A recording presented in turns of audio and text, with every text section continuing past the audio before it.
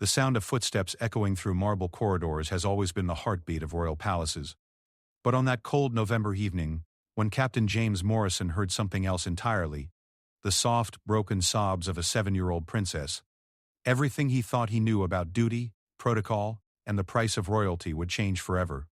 What happens when a decorated military officer discovers that behind the golden walls and glittering tiaras lies a little girl who just wants someone to notice her pain? This is the true story of a moment that shattered royal protocol and revealed the human heart beating beneath the crown. Sometimes the greatest acts of courage happen not on battlefields, but in choosing compassion over command. Captain James Morrison had served the royal family for 12 years, and in all that time he had never once questioned the invisible barriers that separated the guards from the royals they protected. At 42, he was a man of discipline, honor, and unwavering loyalty.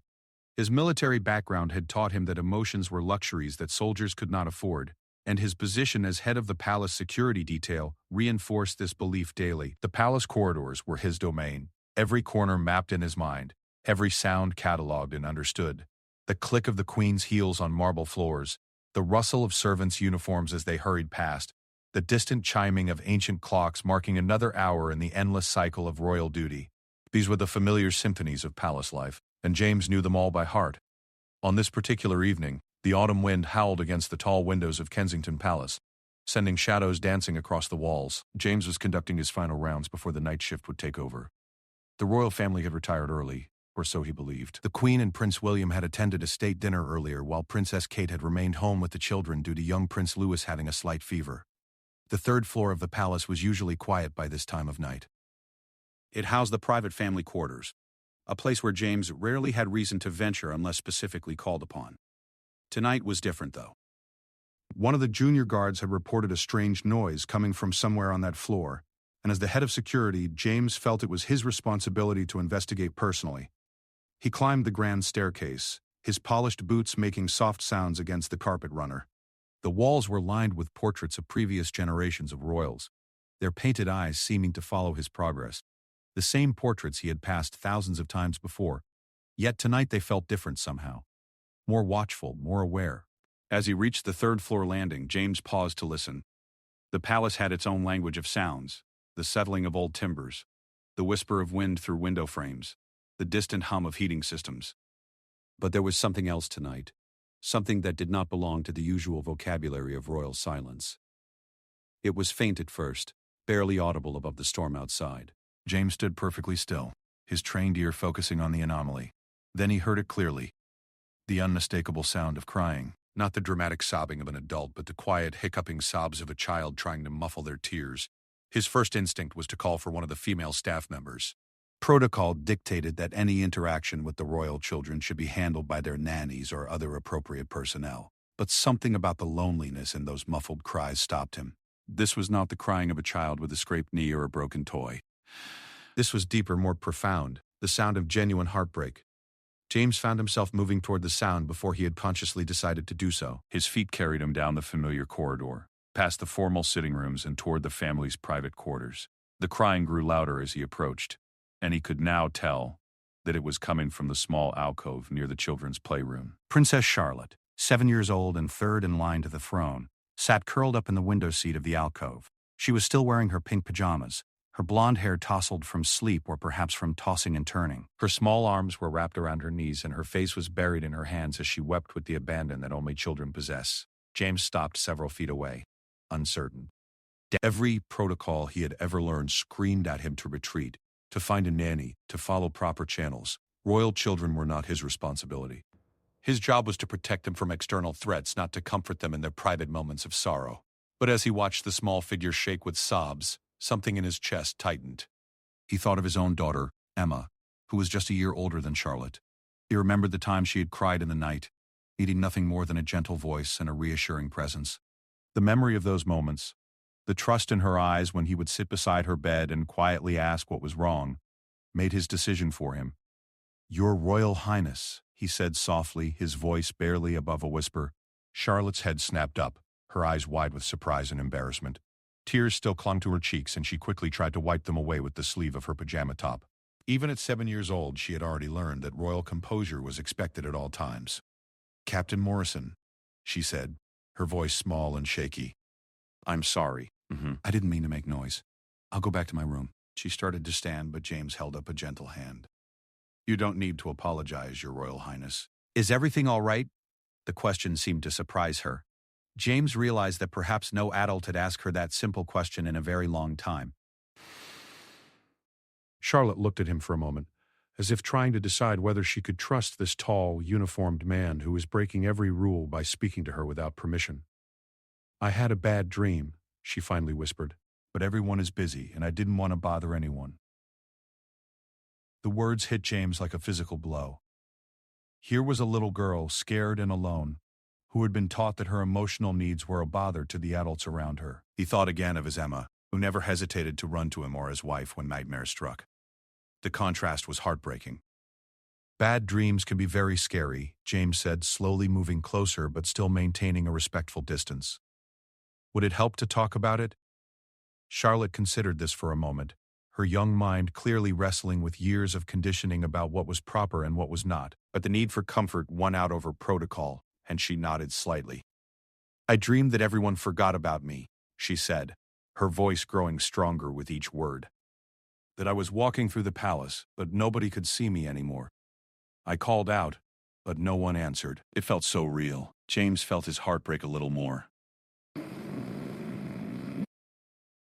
The loneliness in her voice was so profound, so genuine, that he found himself momentarily forgetting about rank and protocol entirely. This was not Princess Charlotte, future royal, speaking to him. This was simply a frightened child who needed someone to care. That does sound very scary, he said, his voice gentle. But I can see you perfectly clearly right now, and I'm sure your parents and your brothers can see you too. Sometimes I wonder, Charlotte said, looking down at her hands. Everyone is always so busy with important things. George is learning to be king someday, and Louis is still little and needs lots of help. But I'm just in the middle. The simple honesty of her words was devastating. James had spent years observing the royal family from a professional distance, but he had never considered the emotional reality of being a middle child in such an extraordinary circumstances. The pressure, the expectations, the constant scrutiny, and now he was seeing how it affected even the youngest members of the family. Being in the middle can be hard, James acknowledged, but being in the middle also means you can see things that others might miss. You can help your older brother when he needs it, and you can look after your younger brother too.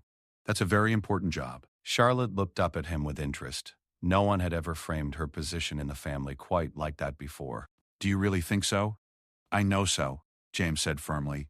I have a daughter who's about your age, and she's also a middle child. She sometimes feels forgotten too, but she doesn't realize how much her family depends on her to keep everyone connected. What's your daughter's name? Charlotte asked, momentarily distracted from her sadness. Emma, James replied, smiling at the thought of his own child. She would probably like you very much. I don't have many friends, Charlotte admitted quietly. It's hard when you're different. The weight of that statement settled between them. James understood that Charlotte was beginning to grasp the reality of her unusual life, the isolation that came with being royal. At 7 years old, she was already learning that her world was fundamentally different from that of other children. And the loneliness of that realization was written clearly across her small face. Different doesn't mean less important, James said carefully. And it doesn't mean you don't deserve to have people care about how you feel. They sat in comfortable silence for a moment, the storm outside still raging but somehow seeming less threatening now. James found himself studying the little girl before him, seeing past the title and the position to the vulnerable child underneath. He thought about his own role in this palace, how he had spent years protecting the royal family's physical safety while remaining blind to their emotional needs. Captain Morrison, Charlotte said suddenly. Can I ask you something? The other guards never do. The question was innocent enough, but it carried implications that made James uncomfortable. He realized that Charlotte had been conditioned to expect emotional distance from the adults around her, that his simple act of compassion was unusual enough to warrant comment. Because you looked sad, he said honestly, and no one should have to be sad alone. Especially not after a bad dream.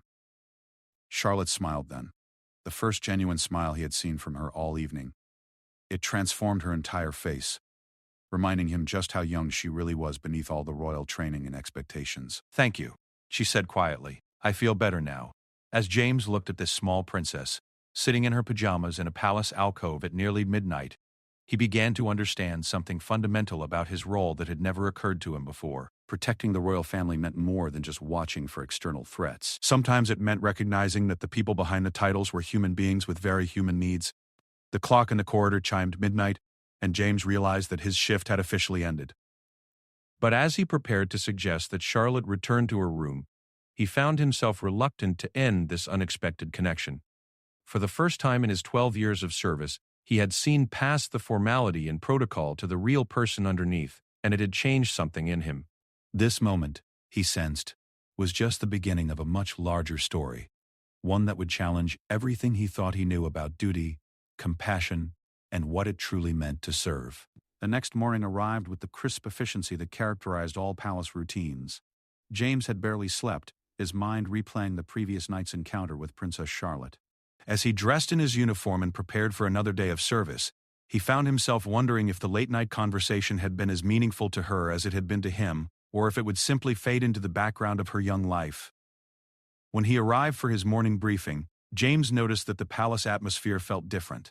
There was an underlying tension in the way the senior staff moved through their duties, quick glances and whispered conversations that suggested something significant was happening behind the scenes.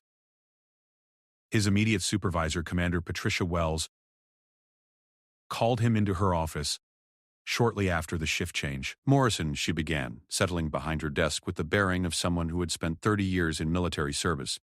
"I need to discuss something with you." James stood at attention, though a knot of apprehension was forming in his stomach. "Yes, ma'am. One of the night staff reported seeing you on the 3rd floor last evening, near the family quarters. Care to explain what you were doing there?" The question was direct, professional, but James could hear the underlying concern. Palace security was built on clear boundaries and strict protocols. Staff members who overstepped those boundaries regardless of their intentions face serious consequences. "I was investigating a reported disturbance, ma'am," James replied truthfully. "A junior guard mentioned hearing unusual sounds from that area." "And what did you find?" James hesitated for just a moment.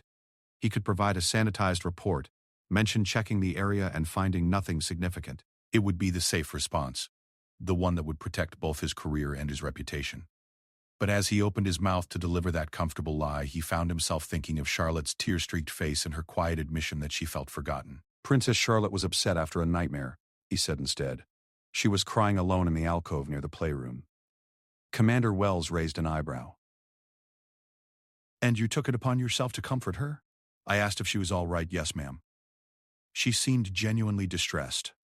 "Morrison, you've been here long enough to know that interaction with the royal children is strictly governed by protocol. There are proper channels for these situations, appropriate personnel who handle such matters." "Yes, ma'am, I understand that. But in the moment, she was clearly in need of help and there was no one else around." The commander leaned back in her chair, studying James with the kind of penetrating gaze that had made her legendary among palace staff. She had been protecting royals since before James was even born, and her understanding of both security protocol and palace politics was unmatched. "What exactly did you say to her?" she asked. James recounted the conversation as accurately as he could, leaving out nothing significant. He described Charlotte's nightmare, her feelings of being forgotten, and the simple exchange that had followed. As he spoke, he watched Commander Wells's expression carefully, trying to gauge whether he was about to lose his job or simply receive a formal reprimand. When he finished, the office fell silent except for the steady tick of an antique clock on the wall. Commander Wells steepled her fingers and considered his words. "James," she said finally, using his first name for the first time in months. "In your 12 years here, you've been exemplary. Your service record is spotless. Your dedication unquestionable. That's the only reason we're having this conversation instead of you clearing out your locker." "I understand, ma'am. Do you?" She stood and moved to the window, looking out at the palace gardens, where early morning groundskeepers were already at work. "Because I'm not entirely sure you do. What you did last night was a violation of protocol." "But," she paused, and James felt his heart hammering in his chest. "But," she continued, "it was also exactly what any decent human being should have done when faced with a frightened child. The question now is what we do about it." Before James could respond, there was a knock at the office door. Commander Wells called for entry, and to James's surprise, Princess Kate herself stepped into the room. She was dressed casually in jeans and a sweater, her hair pulled back in a simple ponytail, but her presence immediately filled the space with an aura of quiet authority. "Your Royal Highness," Commander Wells said, standing immediately. "I wasn't expecting you. I apologize for the intrusion." Kate replied with a warm smile, but I wanted to speak with Captain Morrison about something rather important. James felt the blood drain from his face. This was it then. He was about to be dismissed by a member of the royal family directly. He had overstepped, violated the careful balance that kept the palace functioning, and now he would pay the price. Captain Morrison, Princess Kate said, turning to face him directly, Charlotte told me about your conversation last night. Your Royal Highness, I can explain, James began. Please don't apologize, Kate interrupted gently. I'm not here to reprimand you. I'm here to thank you. The words hit James like a physical shock. He had been prepared for anger, for disappointment, for the formal language of dismissal. Thanks had never entered his mind as a possibility. Charlotte came to me this morning, Kate continued, and told me all about her bad dream and how you helped her feel better. She said you were the first adult in a long time who asked her how she felt and actually listened to her answer. Kate moved closer, and James could see genuine emotion in her eyes. This was not the polished public face of royalty speaking to him. This was a mother concerned about her child's well-being. What you may not realize, Captain Morrison, is that Charlotte has been struggling lately. The pressures of royal life are difficult for adults to navigate, but for a 7-year-old child, they can be overwhelming. She's been having nightmares regularly, feeling isolated from other children her age, and questioning her place in our family. The revelation hit James hard. He had glimpsed Charlotte's loneliness the previous night, but he hadn't understood the extent of her struggles. The image of this small girl carrying such heavy burdens while maintaining the composure expected of royalty was heartbreaking.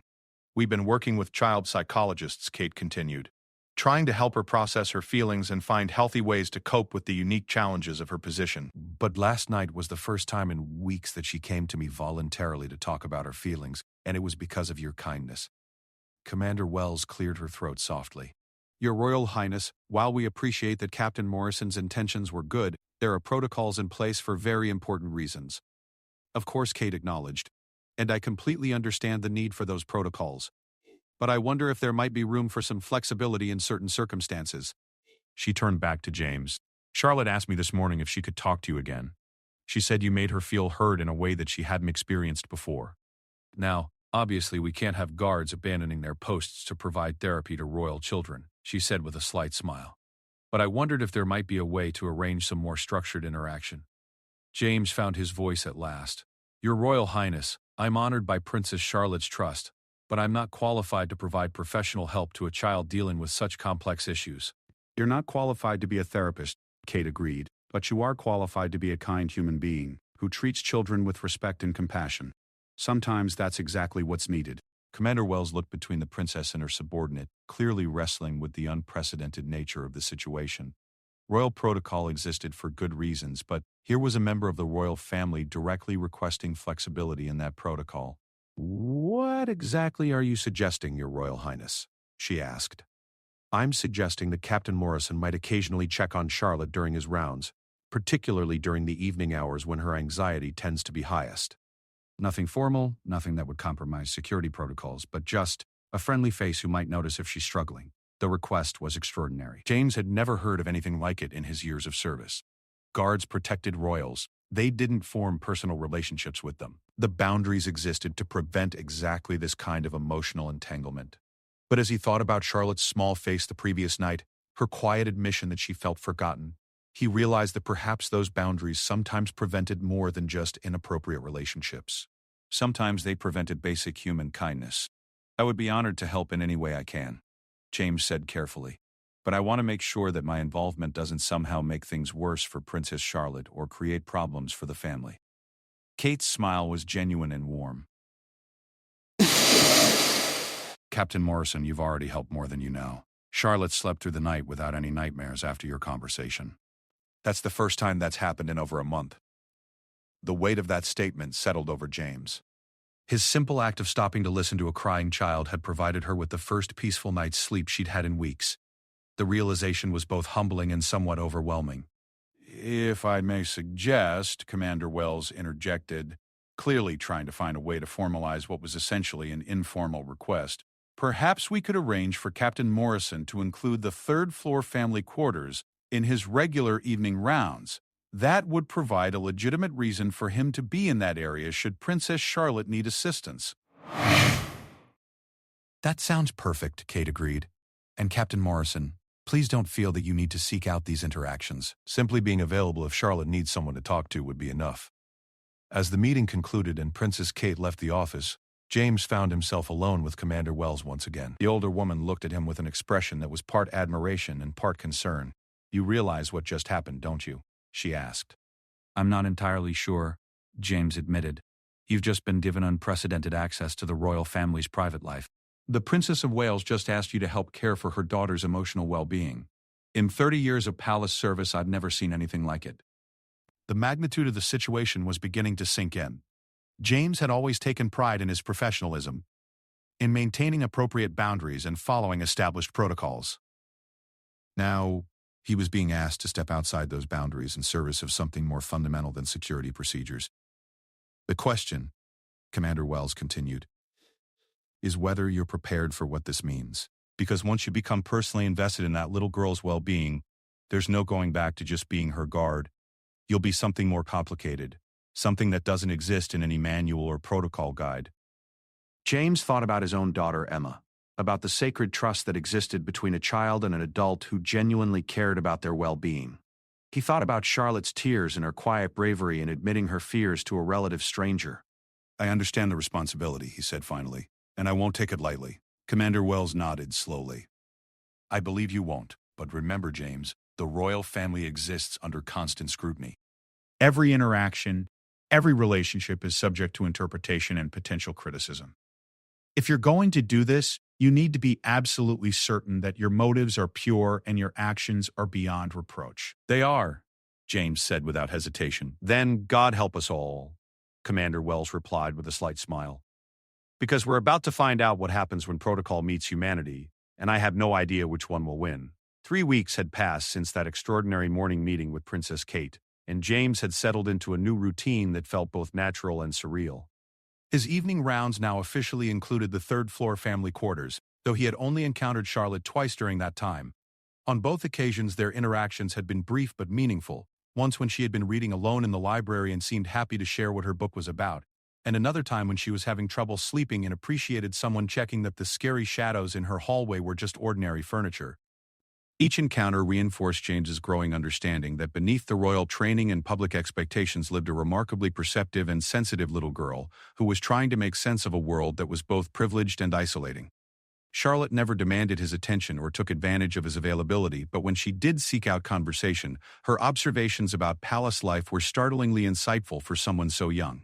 On this particular Thursday evening, James was completing his rounds when he heard voices coming from the small sitting room adjacent to the children's quarters.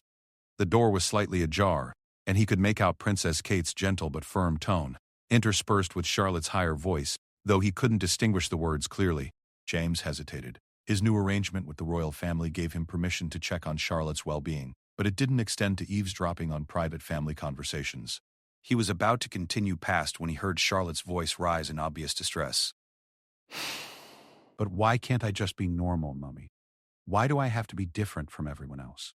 The pain in her voice stopped James in his tracks.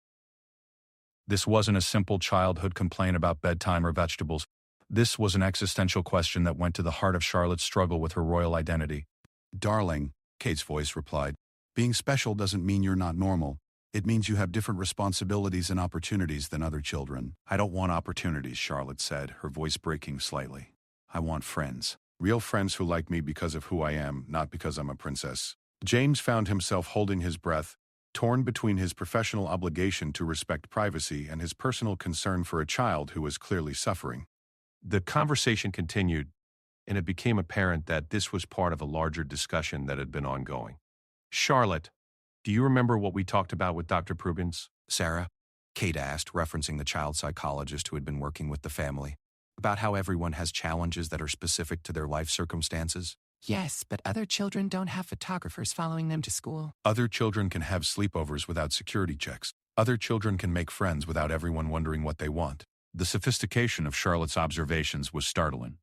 At 7 years old, she had already identified the core isolating factors of royal life with a clarity that many adults never achieved. James felt a surge of protective anger on her behalf.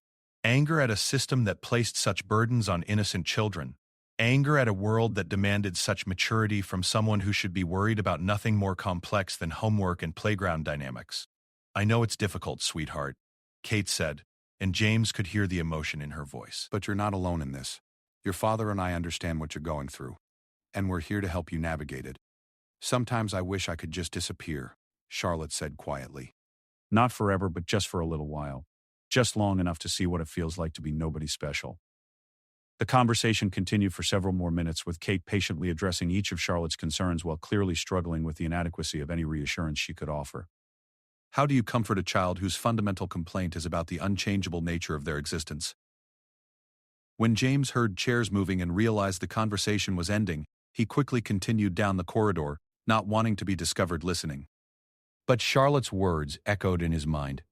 "I wish I could just disappear, just long enough to see what it feels like to be nobody special." The next evening, James found Charlotte in her familiar spot in the alcove, though this time she wasn't crying. Instead, she was staring out the window at the darkening sky, her expression thoughtful and sad. "Good evening, Your Royal Highness," James said softly. "Hello, Captain Morrison," she replied, turning toward him with a small smile that didn't quite reach her eyes. "You look like you're thinking about something important," he observed. Charlotte considered this for a moment. "Captain Morrison, can I ask you something personal? Of course, do you ever wish you could be someone else?" The question was loaded with the weight of their previous conversations and, James suspected, the discussion he had overheard the night before. He thought carefully about how to respond. "Sometimes," he admitted, "when I was younger, I used to wish I could be a famous footballer. I thought that would be the most wonderful life imaginable." "But you changed your mind?" "I realized that every life has difficulties, even the ones that look perfect from the outside. Famous footballers have to deal with constant pressure, criticism from strangers, and very little privacy. In some ways, their challenges weren't so different from the challenges you face." Charlotte looked at him with interest. "I never thought about it that way. The question isn't really whether we want to be someone else," James continued, "but whether we can find ways to be happy with who we are, even when being who we are is complicated." "That's what Mummy says too," Charlotte admitted. "But it's hard when being who I am means I can't do the things I want to do." James thought about his own daughter Emma, about the simple freedoms she took for granted, the ability to make friends without scrutiny, to fail or succeed privately, to have bad moods without them being analyzed by the press. The contrast with Charlotte's life was stark. "What kinds of things do you want to do that you can't?"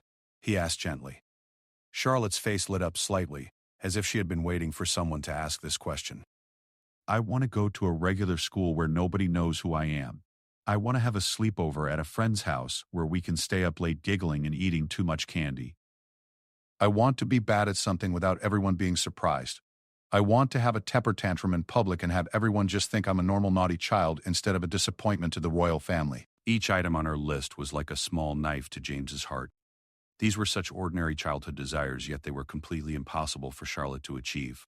He began to understand why she had told her mother she wished she could disappear. "Those all sound like wonderful things," he said honestly. "It's not fair that you can't have them." The simple acknowledgement seemed to surprise Charlotte. Adults usually tried to make her feel better about her restrictions by focusing on the privileges that came with royal life. James's willingness to admit that her situation was genuinely unfair was refreshing. "Doctor, Sarah says I should focus on the things I can do instead of the things I can't," Charlotte said. "But sometimes I just want someone to agree that it's sad." "It is sad," James agreed without hesitation. "And it's okay to feel sad about it sometimes." "Princess Charlotte," he said slowly, "what if I told you that there might be a way for you to be nobody special, at least for a little while?" Charlotte turned to look at him with sudden intensity. "What do you mean?" James hesitated, realizing that what he was about to suggest could potentially cost him his job and create a diplomatic incident if handled incorrectly. But looking at Charlotte's hopeful face, he found himself continuing, "What if, just occasionally, you could spend some time with children who didn't know who you were? Children who would like you or dislike you based entirely on your personality rather than your title." "How could that happen?" Charlotte asked, leaning forward with excitement. "My daughter Emma has friends from her school. Regular children from regular families. They know I work for the royal family, but they don't know the specifics of my job. What if, sometime when your parents were comfortable with it, you could meet some of them? Not as Princess Charlotte, but just as Charlotte, a friend of Emma's dad who happens to be visiting." The possibility hung in the air between them. James could see Charlotte's mind working, imagining what such an interaction might be like. For the first time since he had known her, she looked genuinely excited rather than resigned. Do you think they would like me? She asked quietly. I think they would find you to be an interesting, thoughtful, kind person, James replied. Which is exactly what you are, regardless of what title comes before your name. Would your Emma be there? She would probably love to meet you, James said, thinking of his own daughter's generous nature. She's very good at making new people feel welcome. Charlotte was quiet for a long moment, clearly turning the idea over in her mind. When she looked up at James again, her eyes were bright with possibility. Captain Morrison, do you really think something like that could happen? I think, James said carefully, that your parents love you very much and want you to be happy. If we could figure out a way to make it safe and appropriate, they might be willing to consider it. Even if it meant breaking protocol? James smiled at her astute observation.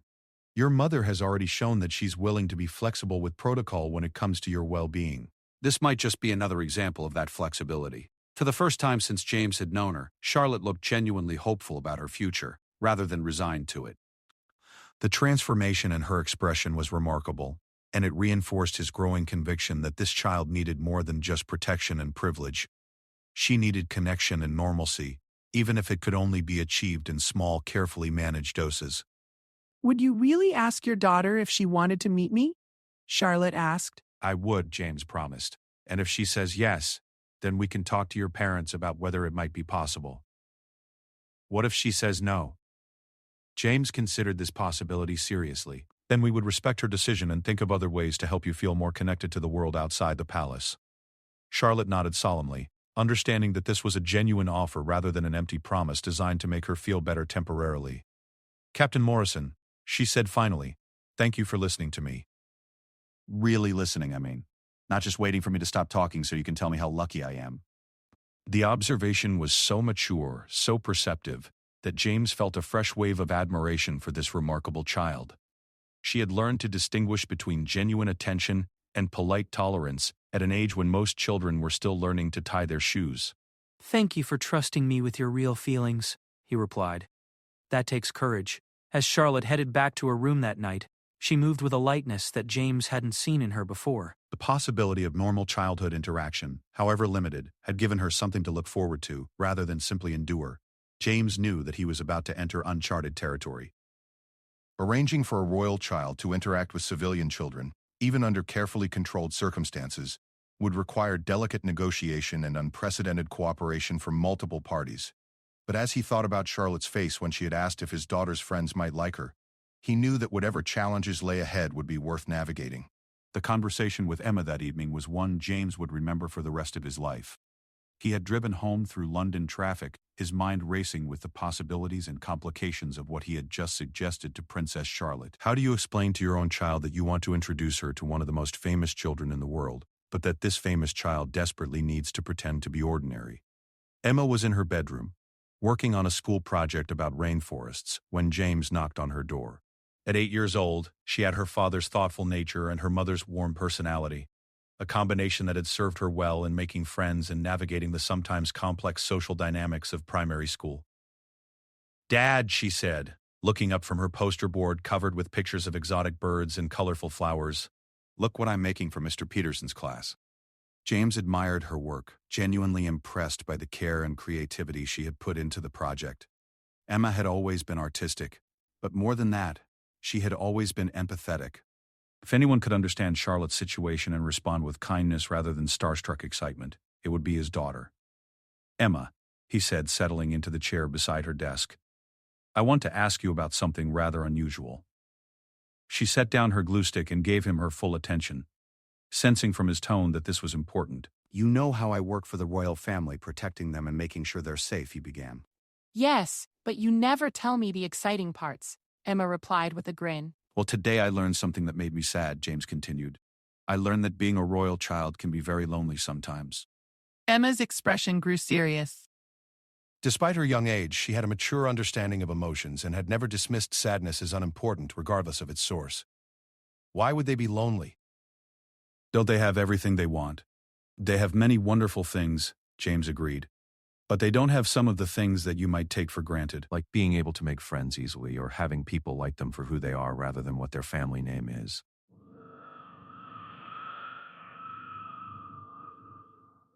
Emma considered this thoughtfully. Emma considered this thoughtfully. That would be hard.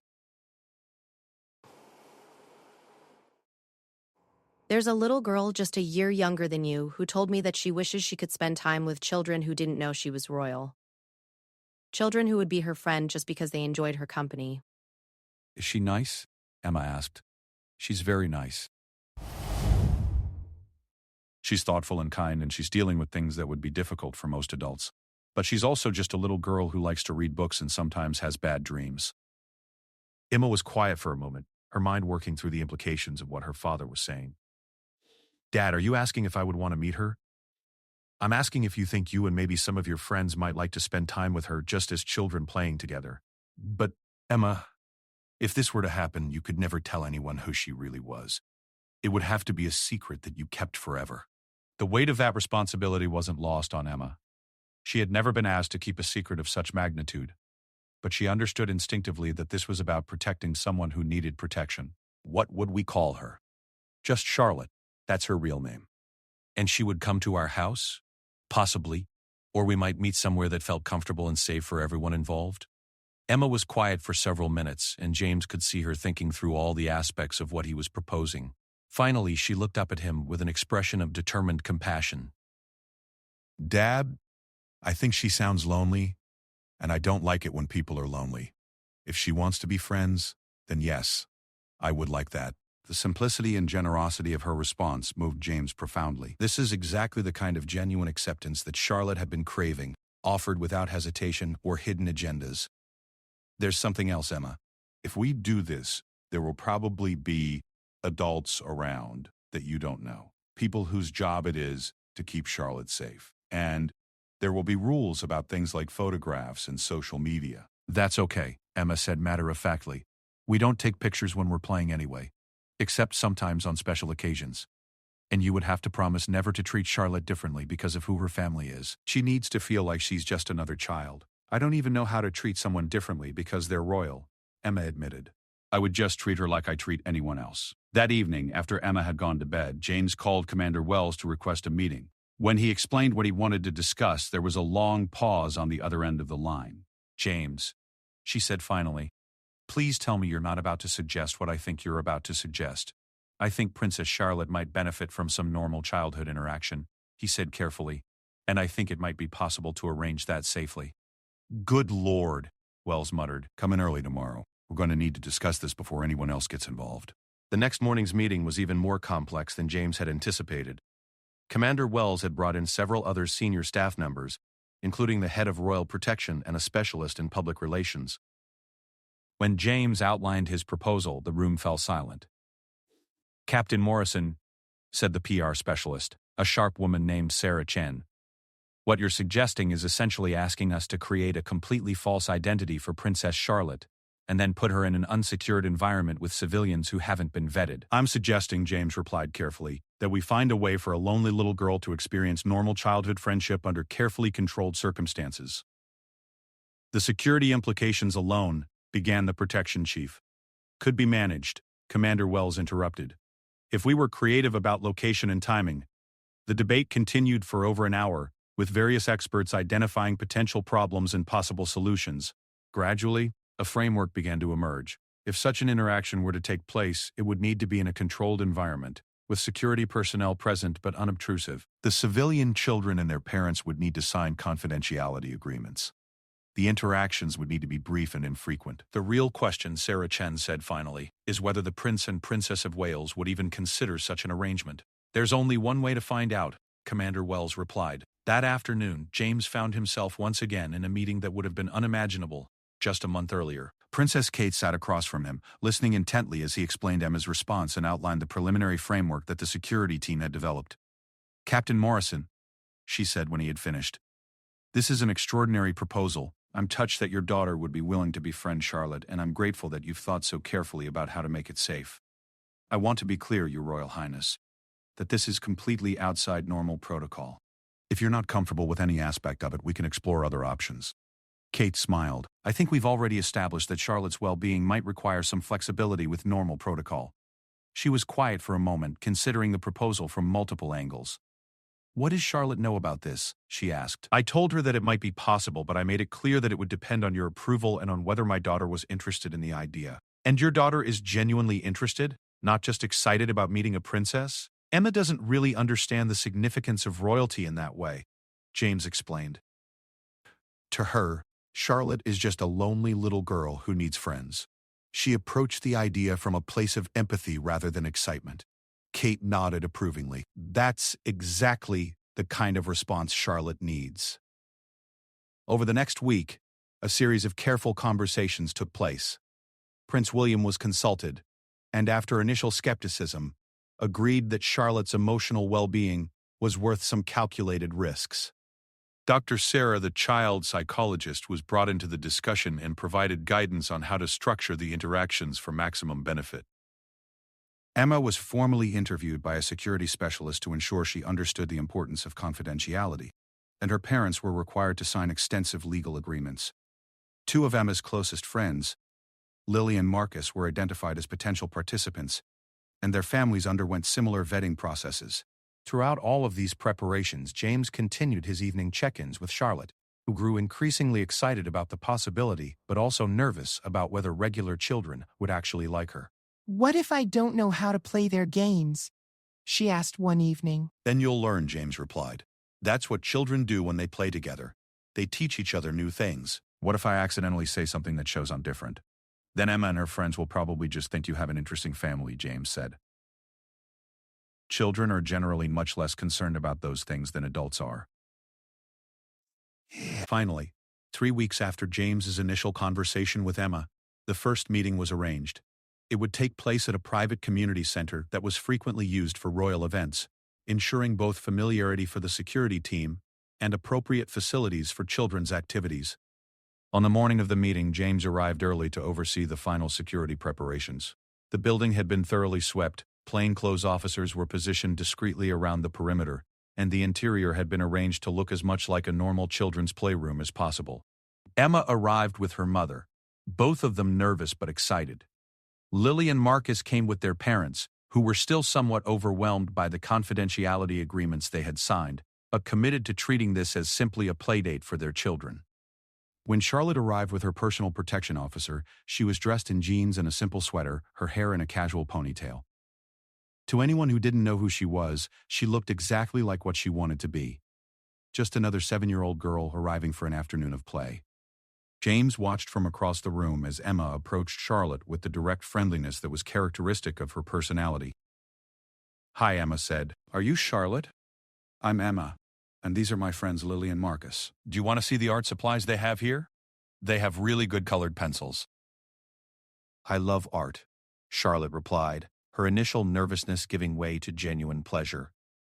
"What kind of things do you like to draw?" "Mostly animals," Emma said, already leading Charlotte toward the art table. Lily draws flowers and Marcus draws superhero comics. What about you?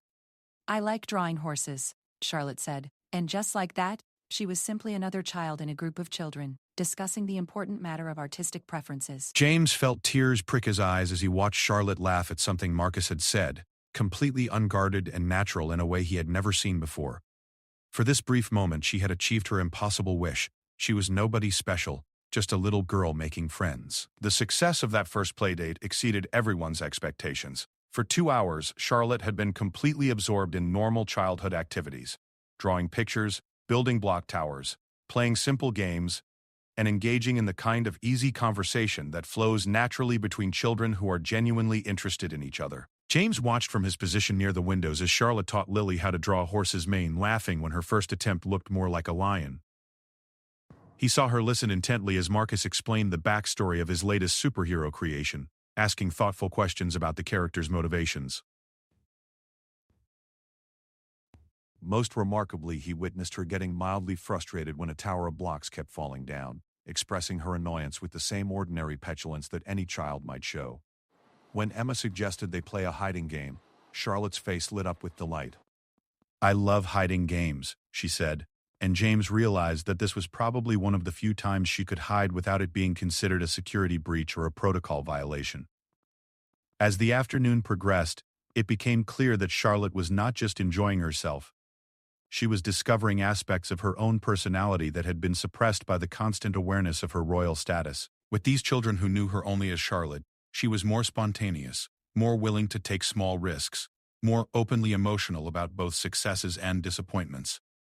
When the time came to end the session, Charlotte's reluctance to leave was obvious but not dramatic. She hugged each of her new friends goodbye and thanked their parents politely, displaying the gracious manners that were second nature to her, but without the formal distance that usually characterized her interactions with strangers.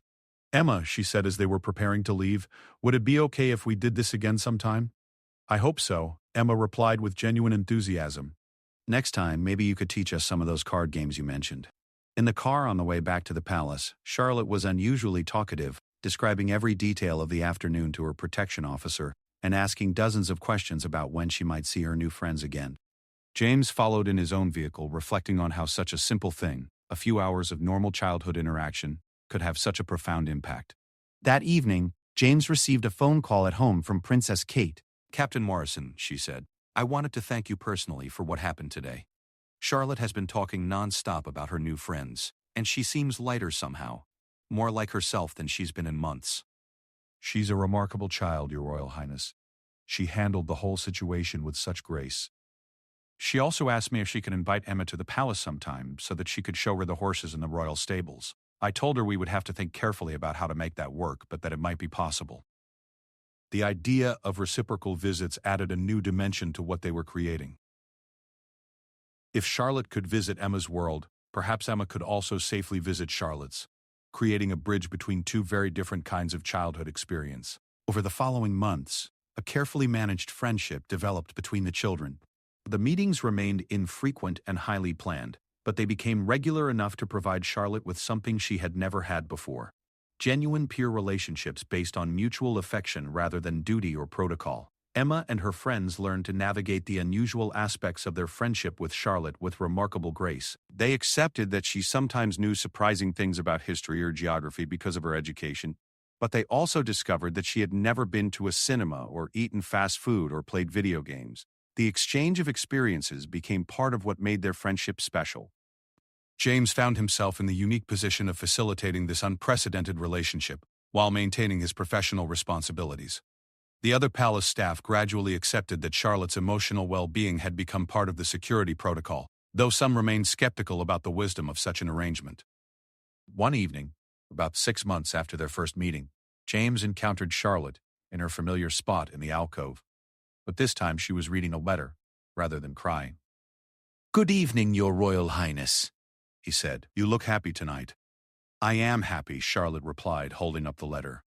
"Emma wrote to me about her school play. She's going to be a tree in their production of The Tempest, and she wanted me to know about it even though I can't come to watch." The simple gesture, a child sharing news of her ordinary school activities with a friend who lived in extraordinary circumstances, represented everything that James had hoped to achieve when he first suggested this friendship. "That was thoughtful of her," James observed. "Captain Morrison," Charlotte said, looking up from the letter, "do you remember when I told you I wished I could disappear and be nobody special for a while?" "I remember. I don't feel that way anymore." "I mean, I still think being royal is difficult sometimes, and I still wish I could do some things that other children can do. But now I know that I can be myself, really myself, with people who care about me.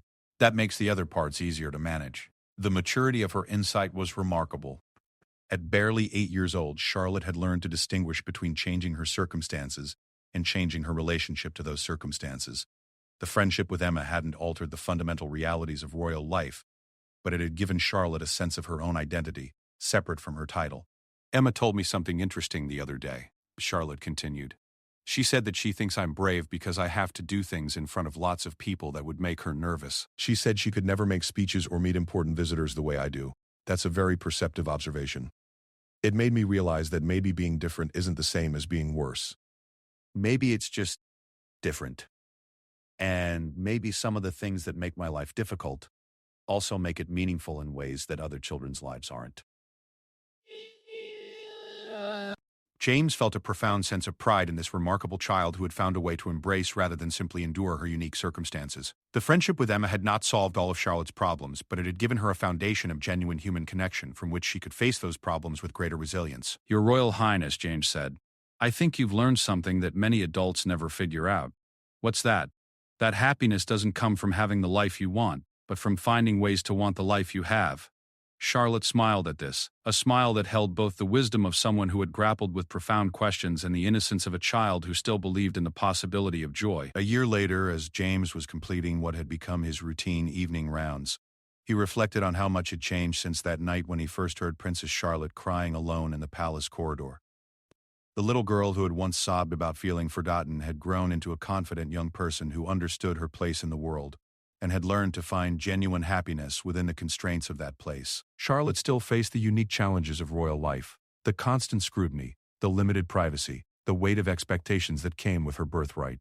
But she now also had something that many royal children throughout history had lacked: authentic friendships that nourished her spirit and reminded her of her fundamental humanity. The friendship with Emma had also changed James himself. He had learned that true service sometimes required stepping outside established protocols to address human needs that those protocols had never anticipated.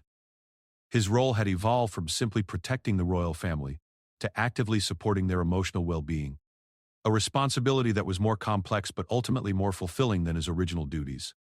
As he paused at the third-floor landing, James could hear the sound of laughter coming from Charlotte's room, where she was video calling with Emma to work on a school project together. The sound was everything he had hoped to achieve when he made the decision to stop and listen to a crying child instead of simply walking past. Commander Wells had been right when she said that once he became personally invested in Charlotte's well-being, there would be no going back to just being her guard. He had indeed become something more complicated, something that didn't exist in any manual or protocol guide. But he had also helped create something beautiful and important, a space where a royal child could simply be a child, loved and valued for who she was rather than what she represented. The palace corridors were still his domain, every corner still mapped in his mind, every sound still catalogued and understood. But now he also carried with him the knowledge that behind the formal portraits and ceremonial duties lived real people with real needs, and that sometimes the most important protection he could provide was not physical security, but the security of knowing that someone cared enough to see their humanity. As James completed his rounds that evening, he passed Charlotte's room one more time and heard her saying goodnight to Emma over their video call. "Sleep well, Em," Charlotte was saying. "See you this weekend for our riding lesson." "Night, Char," came Emma's reply. Remember to practice that braid you wanted to show me. It was the most ordinary conversation imaginable between two friends making plans and sharing the small details of their lives. For Princess Charlotte, it was also something approaching miraculous, proof that she could be loved and valued simply for being herself. Title and protocol set aside. James smiled as he headed downstairs to complete his final security check. Sometimes the greatest acts of courage indeed happen not on battlefields, but in choosing compassion over command, humanity over protocol, and love over fear. In helping Charlotte find her way to authentic friendship, he had also found his way to a deeper understanding of what it truly meant to serve.